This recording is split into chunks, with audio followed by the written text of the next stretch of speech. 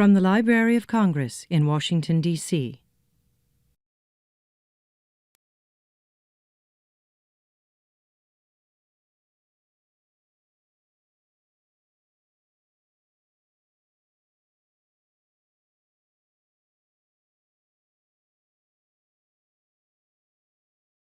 Okay, everybody. Good morning. Good morning. Yes, Carolyn. Good morning. Good morning. Good morning to the Smithsonian Early Enrichment Center. How many students here go to the Smithsonian Early Enrichment Center? Wow. Thank you.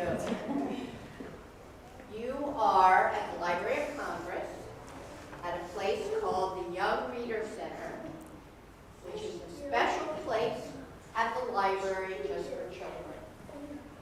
Has anyone here been to the Library of Congress before? Wow. Great. We're glad to see you back, and we hope you come again soon. Today, we have a special program about books and about story time. And it's a partnership, a collaboration with the Young Reader Center at the Library of Congress, Education Outreach at the Library of Congress, the Rare Books and Collection Division at the Library of Congress, and a company called Cricket Media. Who knows what a cricket is? That's right. It's a bug. The company is called Cricket Media, and they do a lot of fun things for children, and you're going to see what they do in a few minutes, and particularly what they do about stories. So I'm going to introduce Leanne Potter, who's head of our Education Outreach Division, and she's going to explain the rest of the program. I just will say one thing, however. We have a lot of grown-ups here, as well as our special guests, our children. And I would ask the grown-ups, if they have questions or comments, to wait until the end, because the first part of the program is for our children. And you will have a chance to ask a lot of questions if you like at the end, and we'll make time for that. Leanne. Very good. Thank you, Karen. Good morning. I'm admiring all of your snow boots. And I have to say, I'm so impressed that you made it to the library today when so many other organizations are closed. So you're awesome. Thank you. Karen mentioned that there are a lot of grown-ups in the room as well as kids, but I'm going to tell you a secret about the grown-ups in the room. Everybody in this room has something in common with you. Do you believe me? Can I prove it to you anyway? Okay, what I want you to do is I want you to close your eyes, and in a minute I'm going to ask you to raise your hand, okay? And adults have to close their eyes too, okay? Everybody's closing their eyes, and now I'm going to ask you some questions. And as I ask you the questions, you can raise your hand when the answer is yes, okay? Raise your hand if you love books. Raise your hand, or keep your hand up, if you love story time. Raise your hand if you love reading with other people. Okay, now everybody keep your hands up and open your eyes and look around the room. What do you see? That's right, everybody in the room loves the same things. And that's why we're all here today, because we all love books and we love story time. And we've got some very special books to show you. How old, I'm going to ask you this, how many of you are 3? How many of you are 4? How many of you are 5? And how many of you are older than 5? I'm 6. Awesome. Okay. We have 4 very special books to show you this morning, and guess how old they are? Do you think they're 3? Do you think they're 4? You know what? You're pretty much right. And my friend Jackie is going to come and show you a little bit about these books. So she's going to show you some really neat old books, and then we're going to read one of them. And we're going to do something really special with that book when we read it. Okay? Are you ready to see some old books? Yeah. All right, Jackie, you're on. Okay. Jackie Pardon Coleburn me. works with rare Let books me work. here I at don't the want to step library on anybody's every day fingers or toes. and Excellent. knows rare Thank you. children's books. see. Do you want me to hold one? and I we got talk it, about thanks. Well, it's great to see everybody here today. And Leanne told you that some of these books are very old. This book is 103 years old. So did somebody in here say they were 3? Who's 3? Are you 3? This book is 100 years older than you are. No way. Isn't that amazing? No way. And that's what we do here at the library. 3.5? Well, then this book is 99.5 years older than you are. Okay. Well, this book is called The Rocket Book. And it's very special, not only because it's 100 and how old did I say it was? 103 years old. It's by a man named Peter Newell. And Peter Newell had a great imagination. And here we go. There's a little guy riding his rocket. So where do you think this rocket's going to go? I'll show you. The little guy. He's a little guy.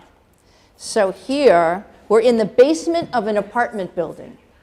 And this guy's name is Fritz. It says, when Fritz, the janitor's bad kid, went snooping in the basement, he found a rocket snugly hid beneath the window casement. He struck a match with one fell swoop, then on the concrete kneeling, he lit the rocket and shee-oop! It shot up through the ceiling. So can you see the rocket? Yeah. And where's it going? Space. It's going through the ceiling of the basement. And then the story goes on. There's 20 floors in this apartment building, and it goes up through every floor. So here's this family having their breakfast, and the rocket goes right through the table and right through their cereal, and zoom, and then it goes up to the second floor. And you know what's funny about this book? Is there's a hole in every page. See? So there's the hole the rocket made. And it goes right through the page of the storybook. Just like, I think it's to make it look like the rocket Went right through the page, absolutely. For real? Yeah, for real. real. See?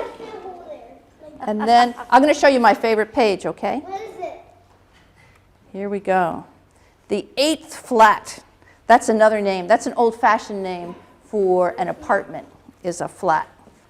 So here he is on the 8th flat. And where did the rocket go? Can you see?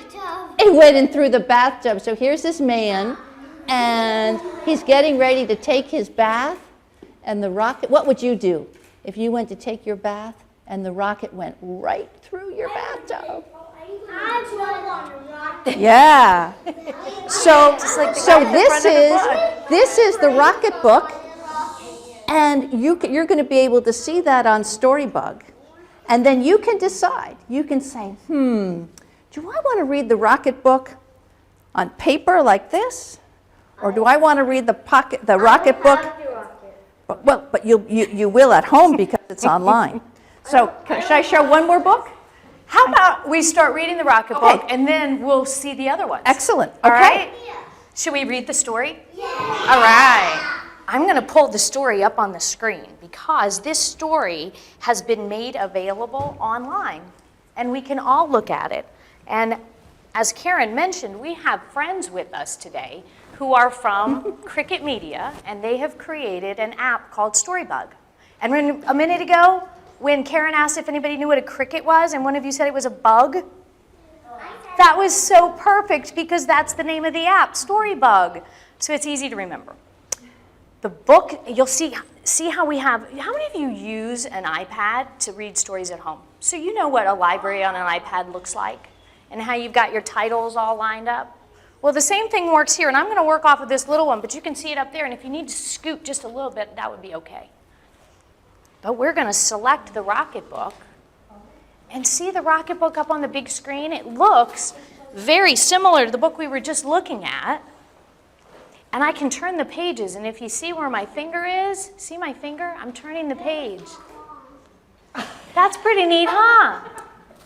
So I'm going to turn it. It's not super long, but maybe I can point to words and you guys can help me read. What do you think? Yeah.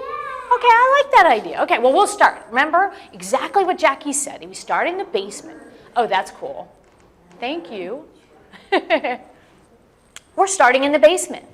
When Fritz, the janitor's bad kid, went snooping in the basement, he found a rocket snugly hid beneath the window casement. He struck a match with one fell swoop. Then, on the concrete kneeling, he lit the rocket and it shot through the ceiling. The Steiners on the floor above of breakfast were partaking. Crash came the rocket, unannounced, and set them all a-quaking. It smote a ketchup bottle fair, and bang, the thing exploded. And now these people all declare the ketchup flask was loaded. The second flat. Before the fire, old Grandpa Hop dozed in his armchair big, when from a trunk the rocket burst and carried off his wig. It passed so near his ancient head, he roused up with a start, and turning to his grandsons said, "You fellas think you're smart." How many of you like the story so far? Do you think it would be neat if you could read the story far away? Oh, yeah. I want to show you something. When you guys were home because of the snow, did any of you read stories at home? Did any of you read stories together? Could you read stories together when you were at home? You did. You read with somebody at home, probably. Do you guys have story time at school every single day? Yeah. And every single day when you have story time, are all of your friends always at school? No. Yeah. Wouldn't it be neat if you could have story time with your friends when they're not even there? No. I want to show you something really cool. I'm going to ask one of your teachers to bring one student with her to be the page turner, and you guys are going to go into the room next door, and in a minute, you're going to see what I was just talking about. All right, Miss Catherine, do you want to? Awesome. Okay, see you in a minute. I think you guys are going to think this is pretty neat. So they're just going into the room next door where you were by the beanbag chairs.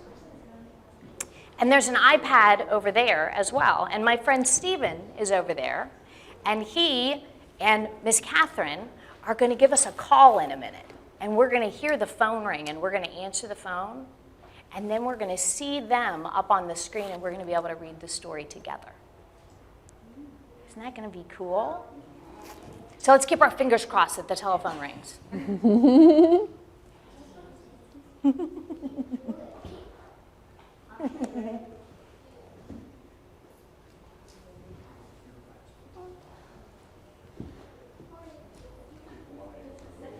Oh, I think they need a password.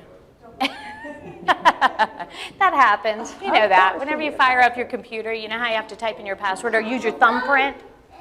That's what they're going to do. I'm going to turn it back on again.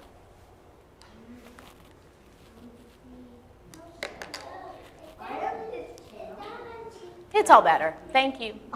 I guess I needed to wake it up. This is great. I didn't know they were going to film this. I thought it was just, yeah, this is totally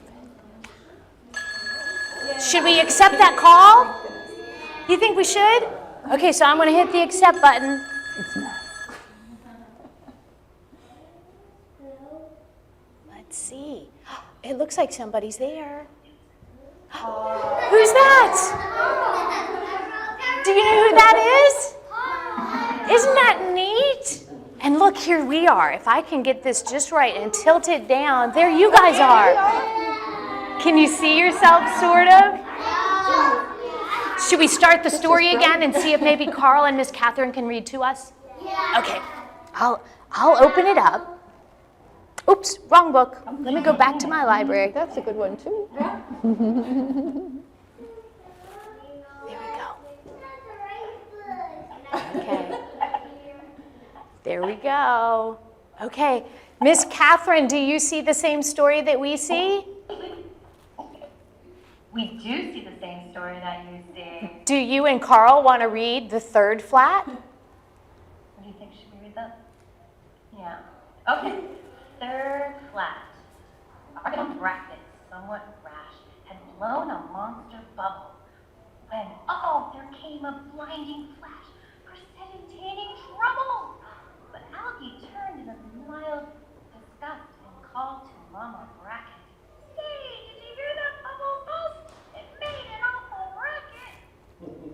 Should we turn the page? Sure. Would you come help me turn the page? Yes. Okay. You saw what I was doing, right? You saw all I did was I put my finger down here and I just dragged it over. Can you do that? There you go. Perfect. Thank you.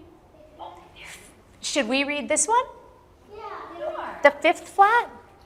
Right here, 'tis needful to remark that Dick and little son were playing with a Noah's Ark and having loads of fun, when all at once that rocket stout up through the ark came blazing. The animals were tossed about and did some stunts amazing. You want to turn the page? Okay, I think it's Carl's turn. You ready to read this? All right, here we go. Sixth flat.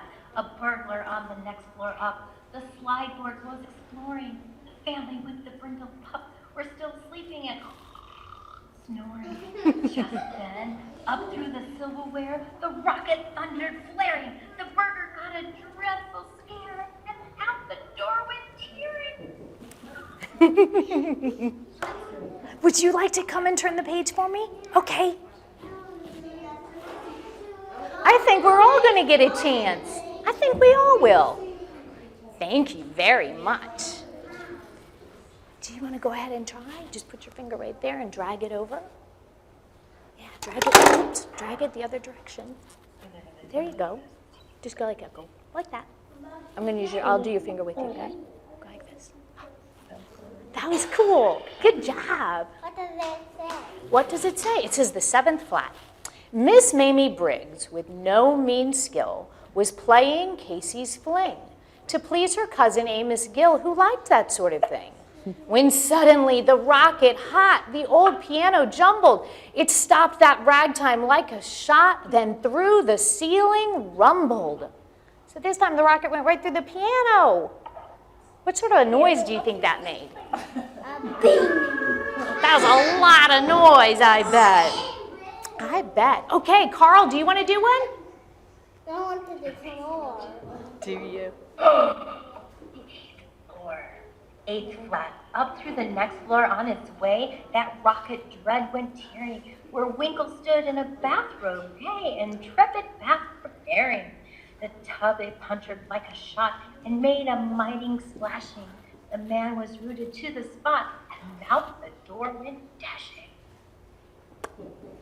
That's the one that our friend Jackie said she liked so much. Do you like that, going through the bathtub? Yeah.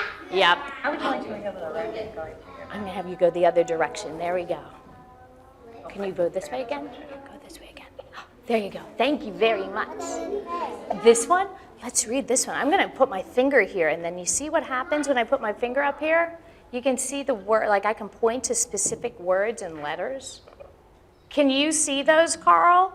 When I point, can you see what I'm pointing to? Yeah. Can you guys try and point for us? Go ahead, let's point. That's pretty neat, huh? We can see where their fingers point. Yeah, theirs is a different color, isn't it? Yeah, there's your finger. That was good. That was neat, isn't it? I think it's so I can tell when somebody that I'm reading with is pointing and they can see when I'm reading, when I'm pointing. Do you think maybe that's why? Maybe if we're pointing at the same time? What if we point at the same time? Do they both come up? That was pretty cool, huh? All right. Bob Brooks was puffing very hard, his football to inflate, while round him stood his faithful guard, and they could hardly wait. Then came the rocket, fierce and bright, and though the football rumbled, "You've got a pair of lungs, all right," his staring playmates grumbled. Here's some rhyming words in this story. 10th flat. The family dog with frizzled line was chasing Fluff the Mouser when poof, the rocket flashed between and quite astonished Browser. Now if this dog had witty none, the English tongue and torture, he might have growled such silly stuff as, "Whirl, that cat's a scorcher." So a cat was chasing a dog, and a dog was chasing a cat, huh? I love a question. Yeah, there we go. The 11th flat. Where did it make the hole? It looked like it made the hole in the floor or in the table, I think. And on this one, it looks like it's going through a table. While Carrie Cook sat with a book, the phonograph played sweetly. Then came the rocket, and it smashed that instrument completely. Fair Carrie promptly turned her head, attracted by the roar. "Dear me, I've never heard," she said, "that record played before." Nope. Duvere was searching for a match to light a cigarette, but failed to find one with dispatch and threw him in a pet. Just then the rocket flared up right before his face and crackled, supplying him with a needed light. "Thanks, awful," he crackled. So it gave him a brighter light, didn't it? The 13th flat. Home from the shop came Maud's new hat, a hat of monstrous size. It almost filled the tiny flat before her ravished eyes. When shloop, up through the box, so proud, the rocket flared and sputtered. "I said that hat was all too loud," her peevish husband muttered. I don't think he liked that hat and was glad the rocket took it out, don't you think?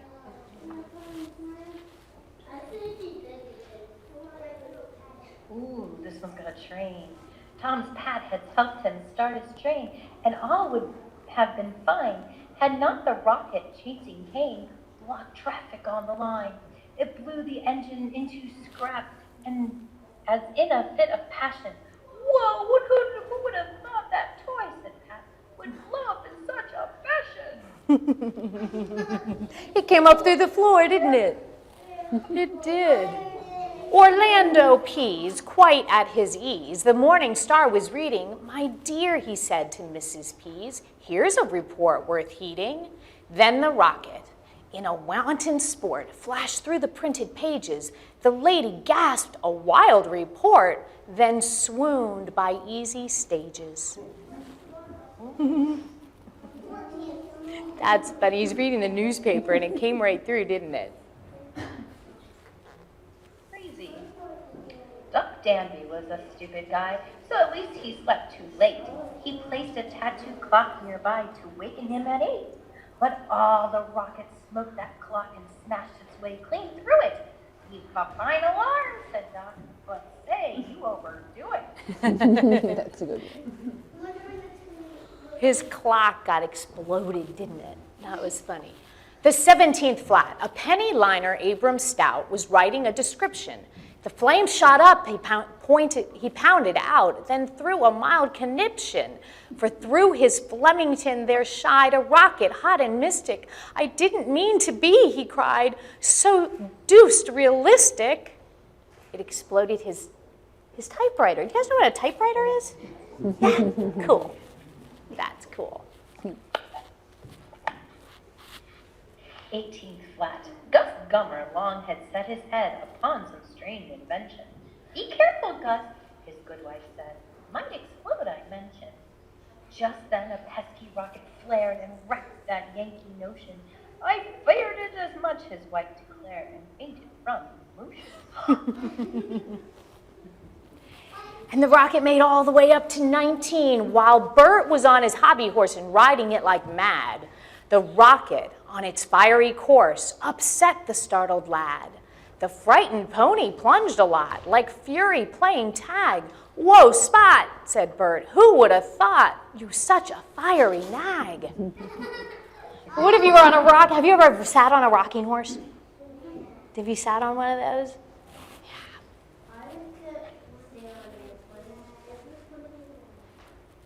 No, they can see you picking your nose. The taxidermist piled his trade upon a walrus head. It really made him quite afraid to meet its stare so dread. Then suddenly the rocket bright flared up, and then it was off. "Oh, Vinny!" cried the man in fright. "Just hear the walrus cough." That's kind of weird, huh? Yeah. It was like a stuffed walrus, wasn't it? And this is the very top floor. The rocket made it all the way to the top of the apartment building. Oh, it was just a splendid flight, that rocket's wild career. But to an end it came all right, as you shall straightway hear. It plunged into a can of cream that Billy Bunk was freezing, and froze quite stiff, as it would seem, and so subsided, wheezing. it landed in an ice cream maker. Have you guys ever made ice cream before? Yeah. Did you try to make ice cream with the snow, by the way? Yeah. Did you? Isn't that fun? Snow cream. That's fun. And see, at the very, very end of this book, we get to learn a little bit more about the book. And it's exactly what Miss Jackie told you earlier about how old the book is and who wrote it. And all that information is at the very back of the book. So what'd you think? Is that kind of clever? Yeah.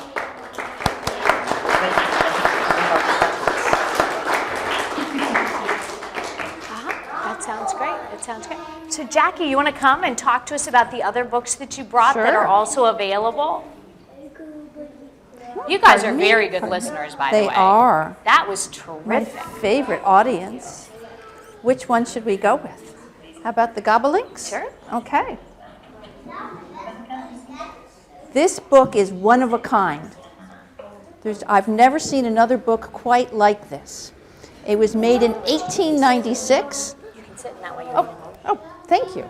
That makes life much easier. And the Gobblelinks book is actually a game. You'd get a bunch of people together, like this whole group here, or even a group of adults, and you'd make pictures with ink blots. And then the group would decide what they thought those ink blots were, and they'd write a little poem about it. I know, it's hard to think of. Now, here we go. See those guys at the top? What do you think that is? It just came from an ink blot. Yeah. What kind of birds do you think that is? Is it a certain kind of bird? You think it's a blue jay? That's very good.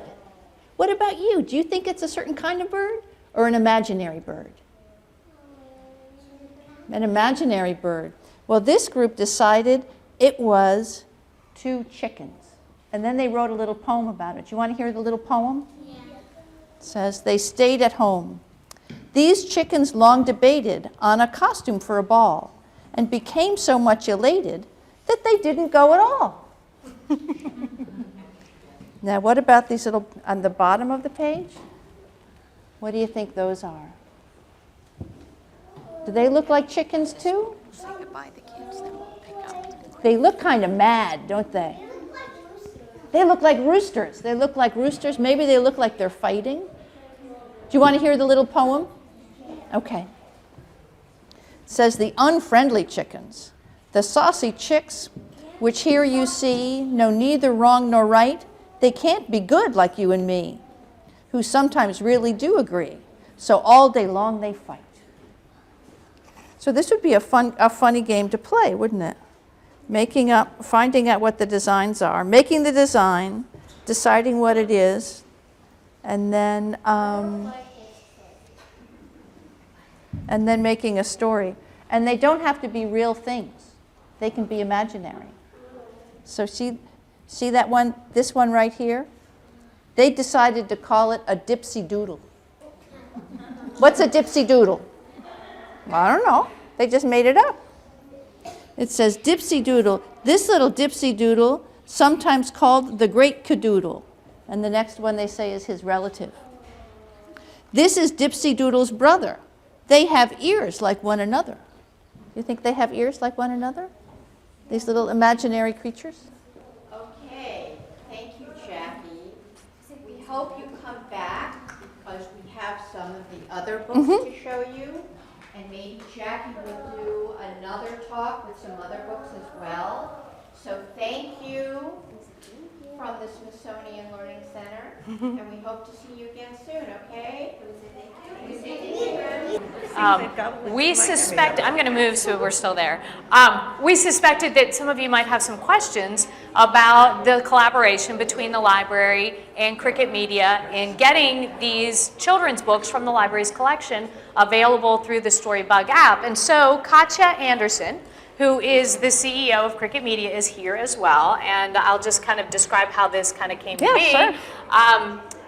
The library has known Cricket Media and their publications well for quite some time. Cricket Media is the parent company to publications like Cobblestone and Calliope and Ladybug and Babybug and others. And for many years, colleagues at the library, including members of my team and myself, have written articles for publications that are published through Cricket Media.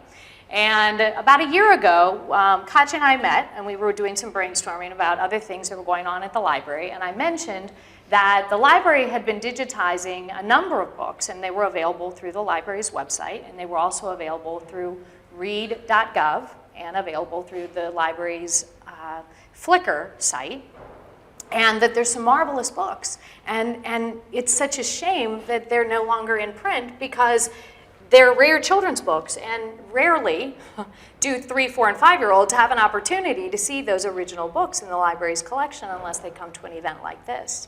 And take it from there. Well, so really, it was Leanne's wonderful idea, but the only thing better than making rare books available more broadly digitally is to introduce the joy of reading them with someone else together.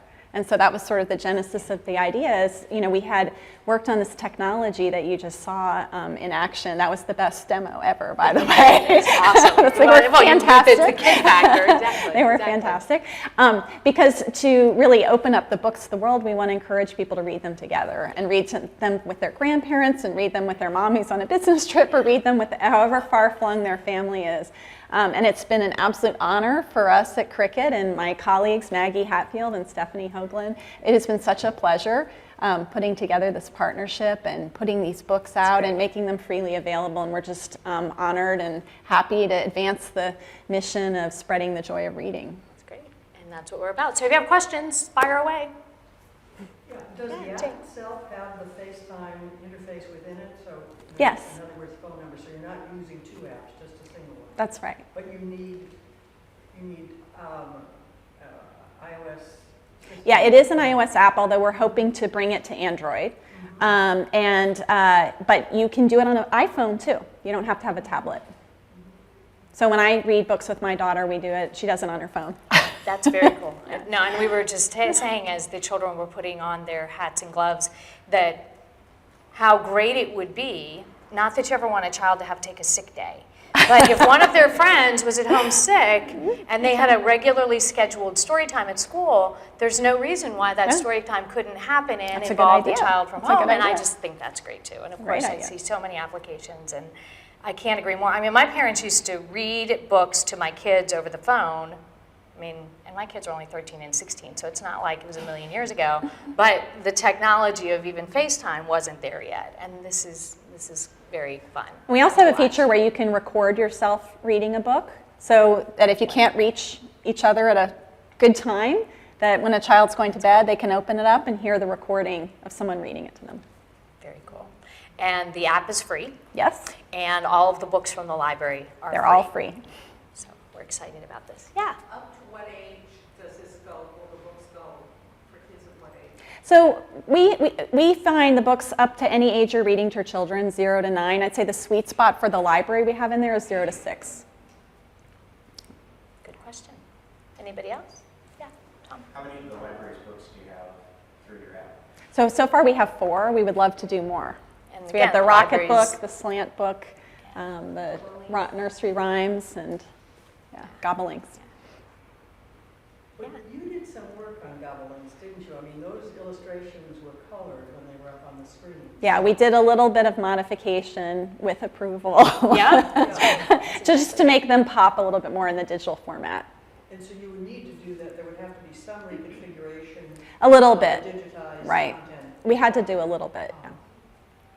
What's your process of deciding, because we're digitizing quite a bit more of that early reader collection. So what is your decision process around which ones you put on the app and which you wouldn't? Well, we would love the perspective of the Library of Congress on that, or which are most meaningful historically. Then we would look at the criteria of which translate well to digital, and then which ones we think would be of highest interest to our young readers. We've chose ones that were sort of wildly imaginative and creative, which is sort of what we like to do at Cricket Media with all of our stories. And also, we had a team So there was Ed Outreach, YRC, Rare Books, Children's Literature Center, who worked together to review both the text, because there were some adaptations to... And we wanted to make sure that the descriptions about the books included all of the information we would include in a regular citation, so that if people wanted to see what the original looked like, they would know where to go on the library's website to get that for that very reason. Right. Yep. And then we also reviewed the illustrations and the changes. Yep. So it was collaborative. Very good. From the app itself, it looks like most of the books you've got are books that Cricket has self-published, like your own authors. Are there any other databases of books you're working with? No, right now it's all of our, we have an archive of about 150,000 stories and illustrations, so it's compilations from our archive. This is our first partnership, but we're very excited about it and would really like to expand it, because it's wonderful to make available things that people would not get to read in any other way, and if that's something special we can do with this app, we really want to do that. Do you imagine making your magazines available in the app? Well, a lot of the stories in the magazines are in the app, and some of the magazines are too, like Baby Bug for the youngest, children who enjoy being read to. So the ones for 0 to 3 and 3 to 6. Anybody else? Well, then I need to do some thank yous. So thank you to Stephen Wesson, who helped out in the back room. Thank you to our 2 teachers in residence who are here asking great questions and smiling at cute kids. And to Kaheen, and to Karen, and to Jackie, and to Sean, and to our team that was here doing the multimedia recording. Yeah, and thank really, you so you much. guys, It was this a lot is of great. fun. Thank you all. Thanks for being here. Thank you. Great. Bye. Thank you. This has been a presentation of the Library of Congress. Visit us at loc.gov.